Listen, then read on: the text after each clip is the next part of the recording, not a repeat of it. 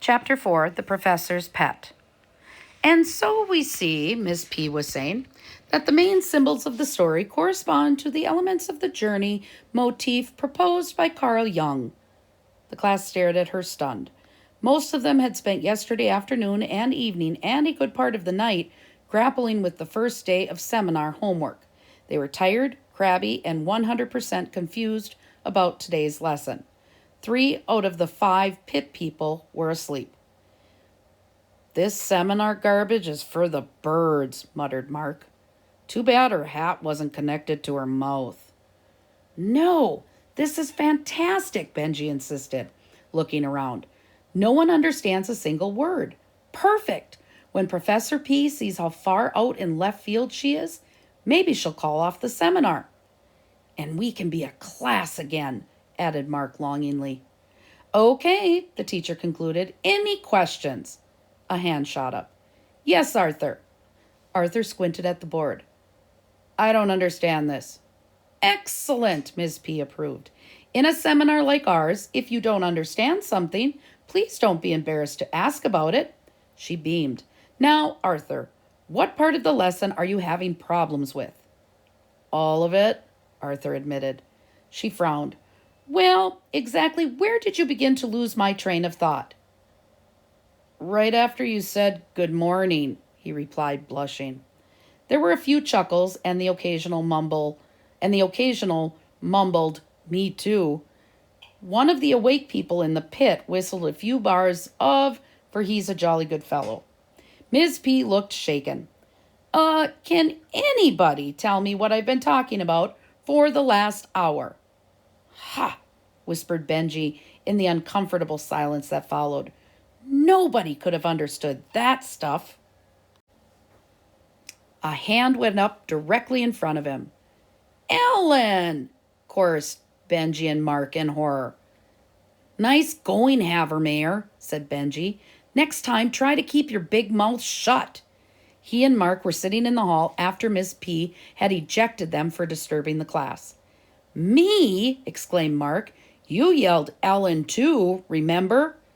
"But I yelled it softly," insisted Benji. "If you'd kept quiet, Professor P probably wouldn't even have heard me.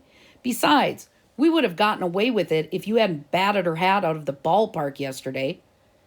"Do you think Ellen's going to be the new teacher's pet?" asked Mark. "Professor's pet," Benji amended. "Teacher's pets only come in classes. In seminars, you get professor's pets.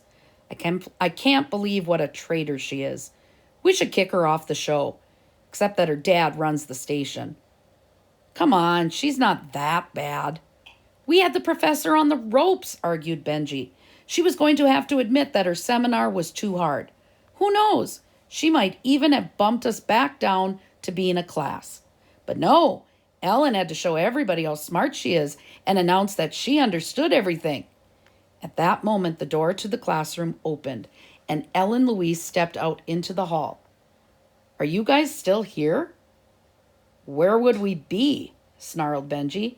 "After all, we've got nothing better to do than sit around out here, falling even further behind in that idiot seminar, so we'll have even less time to get ready for Saturday."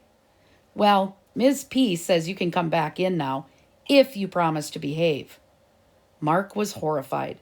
"She's got you doing her dirty work?" "Come on," said Ellen Louise patiently.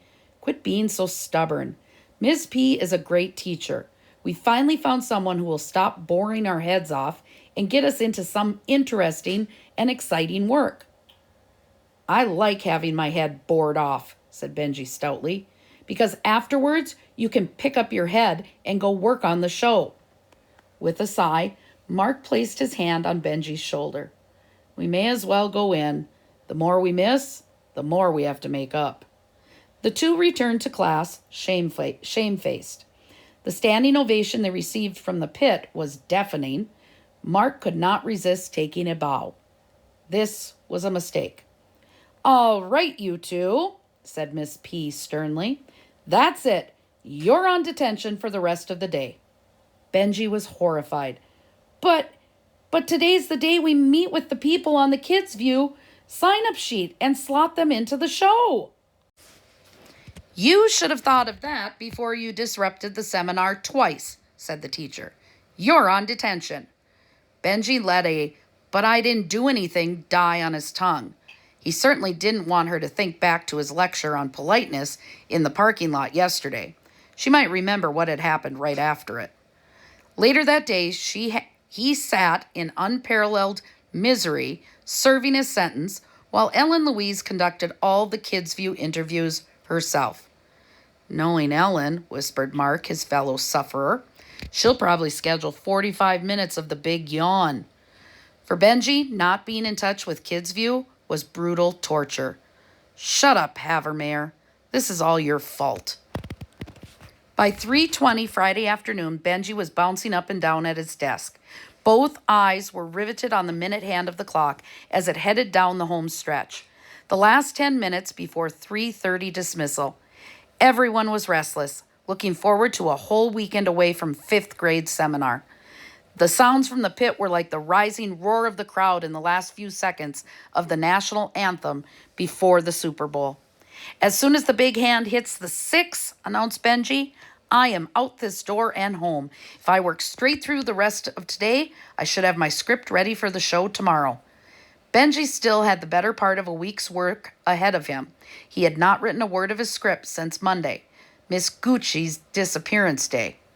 Ellen Louise had set up the order of the show, segment by segment, but the host script was Benji's job. I'm almost afraid to say it, Benji whispered, but I think we lived through this nightmare week. Mark laughed. Don't jinx yourself. Benji smiled. There are only 8 minutes of school left. Even the professor couldn't. He stopped short and stared. Ms. P had produced a huge stack of ditto sheets and was passing them around the room. This is your independent research assignment, she declared proudly. Students these days don't know where and how to look for knowledge. That's why every Friday in this seminar, you'll be given a variety of questions to answer by Monday. A low gurgling noise came from the pit. Benji took one look at the sheet that had been placed on his desk. For a second, he forgot how to breathe and just sat there, wheezing and gasping. These are short answer questions on all different subjects, beamed the teacher. I think you'll enjoy them. They're a random assortment, a potpourri. You will get the answers any way you can. It's a test of your ingenuity and creative thinking. You see? Don't freak out, whispered Mark to Benji, who was turning an unhealthy shade of purple. Breathe in through your nose, out through your mouth. In, out, in, out. Even Ellen Louise noticed Benji's condition.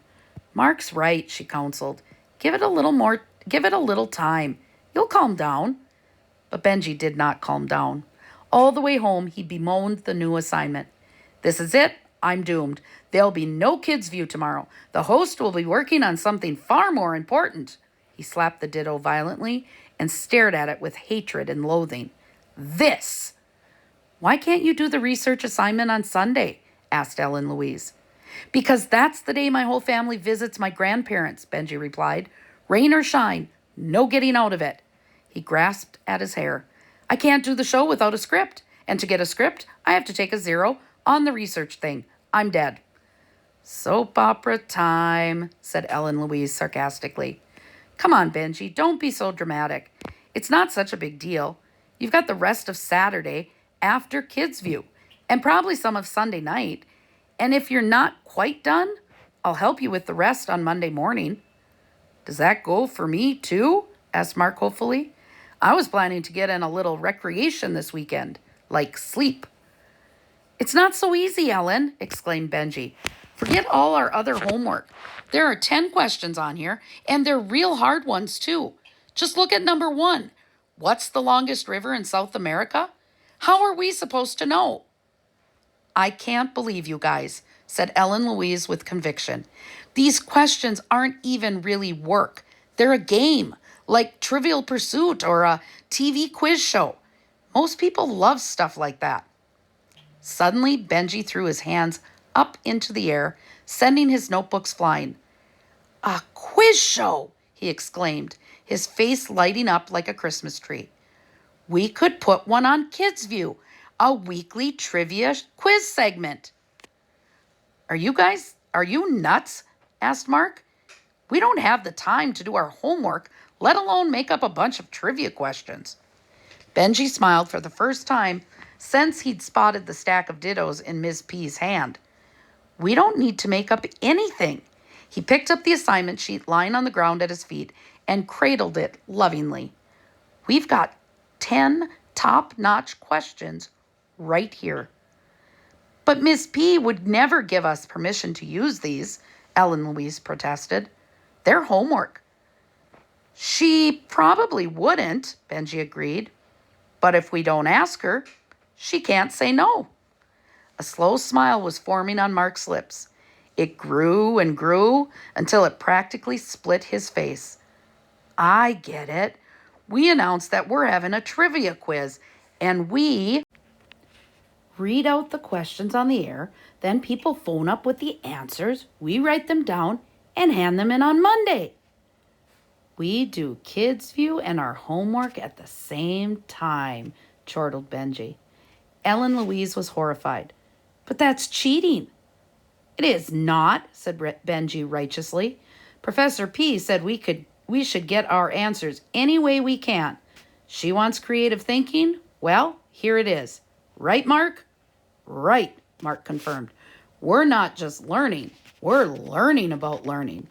We've already learned that the best way to learn the answers is to get people to phone up and tell them to us. He gave Ellen Louise his best solemn and serious look. That's what being part of a seminar is all about. She hesitated. Well, I guess so, but there's only one problem, Mark interrupted.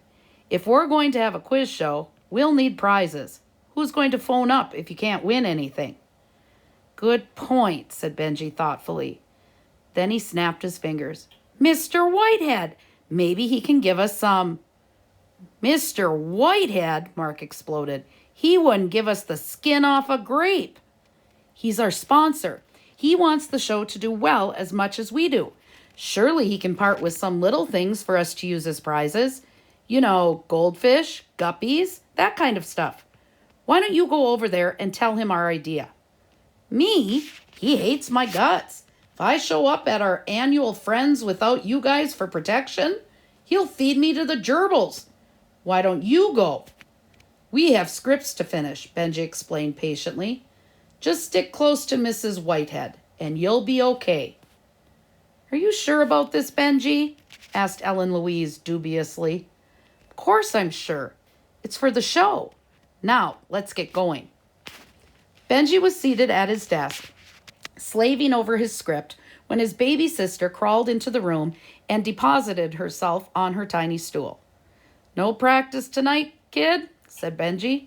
You may not know it, but your brother's half an hour away from pulling off the biggest miracle in radio since Eldridge Kestenbaum interviewed the runner-up in the Clinton County Flower Show and got stung by 19 bees, but managed to carry on his live interview.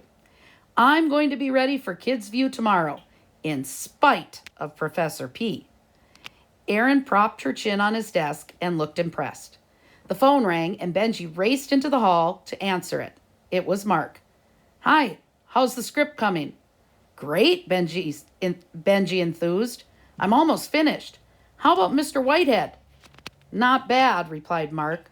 I mean, he pitched a fit at first, and he called me a lowlife and accused me of trying to put him in the poorhouse, but when I told him about the quiz show, he thought it was a good idea. So he's supplying the prizes? Asked Benji. All 10, said Mark. We just have to write down the names of the winners, and they'll be able to pick up their prizes at our animal friends. You know, Benji, now I understand why I hang out with you. You're a genius.